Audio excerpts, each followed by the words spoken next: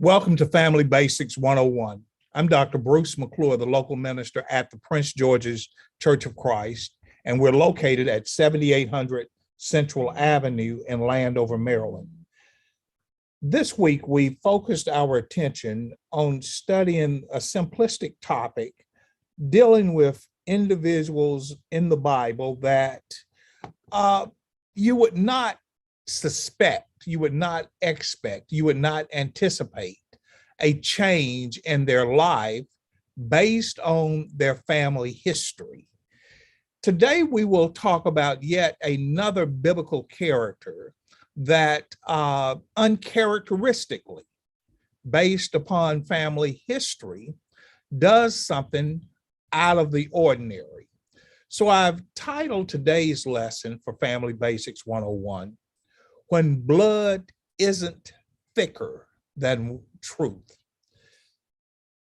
In Psalms 127, verses 4 and 5, children are a gift from the Lord to parents and to the man who has been the receiver of such a gift. Indeed, we have something much more to be thankful and responsible for in terms of nurturing and caring for that child or children. Because keep in mind, children are a gift from the Lord, and the person who has children from the Lord should indeed count that as an added blessing of life.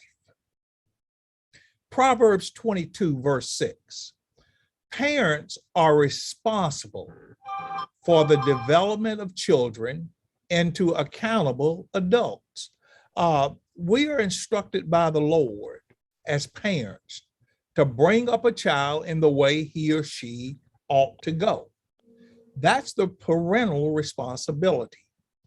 In 2 Corinthians chapter 12, verse number 14, parents are also charged to be the provider spiritually, physically, ethically, relationally for their children.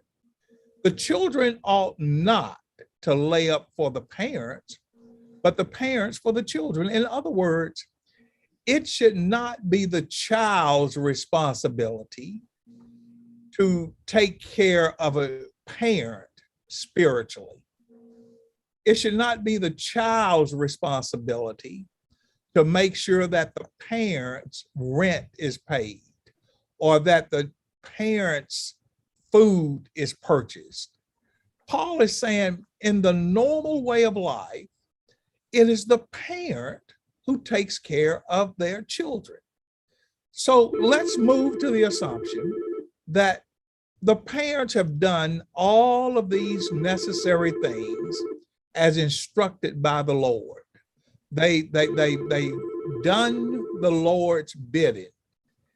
And then the child grows older and the child becomes more independent and makes a decision that although my blood relatives, my kinsmen, they've been good to me, they've blessed me, they've kept me along the way, I'm older now, and now I must make life choices for myself. There's a man in the Old Testament by the name of Jonathan. As he got older, he begins to question Saul regarding David. Now, Saul is Jonathan's father. David is actually a servant to Saul. Look at the story in 1 Samuel 19, beginning at verse number 1. Now Saul spoke to Jonathan, his son, and to all his servants that they should kill David. But Jonathan, Saul's son, delighted greatly. You know what? I found the letter, but he's what Jonathan is going to do.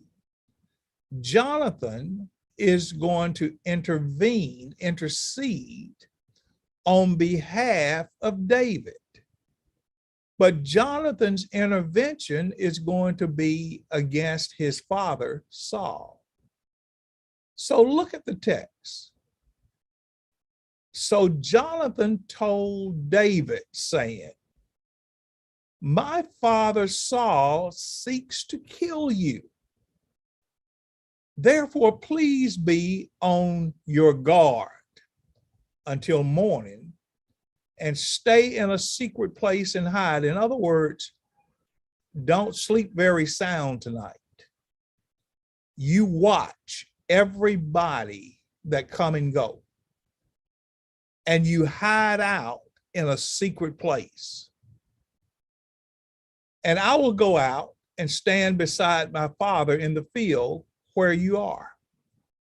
And I will speak with my father about you. Then what I observe in terms of my father's reaction, I will tell you. This is how Jonathan spoke well of David to Saul, his father. And this is what he said. Let not the king sin against his servant David, because he has not sinned against you, and because his works have been very good towards you. Now, this is Jonathan, the son of Saul, saying, Father, you are the king, but why are you working against David? He's your servant. He hasn't done anything wrong towards you. Look at verse number 6, 1 Samuel 19. He took his life in his own hands and killed the Philistine. Remember the story of Goliath? Jonathan is reminding Saul that, remember when he was a young lad? He took his own life in his own hand. He put himself in danger for your honor as king. He wanted to make sure that you were not humiliated by the Philistine giant. Father, he did this for you. And the Lord brought about a great deliverance for all Israel. Now, as king, Jonathan understood in making his case to his father that if Israel was delivered from the Philistines, then Saul was delivered from the Philistines. You saw it and you rejoiced. Why then will you sin against innocent blood to kill David without a cause? Wow. Would you've ever expected a king's son to stand up to his father and make a case for a young man by the name of David? I mean, Jonathan has everything to lose, but yet he is standing for truth. Jonathan made a hard decision about relationships very early in life. And I would submit that each of us must make decisions, hard decisions, about relationships, blood relationships, just like Jonathan. 1 Samuel chapter 20, verses 32 through 35. And Jonathan answered Saul, his father, and said to him, why should he be killed? What has he done?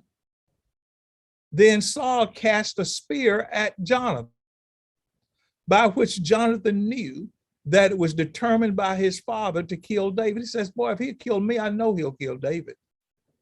So Jonathan arose from the table in fierce anger and ate no food the second day of the month, for he was grieved for David, because his father had treated him shamefully.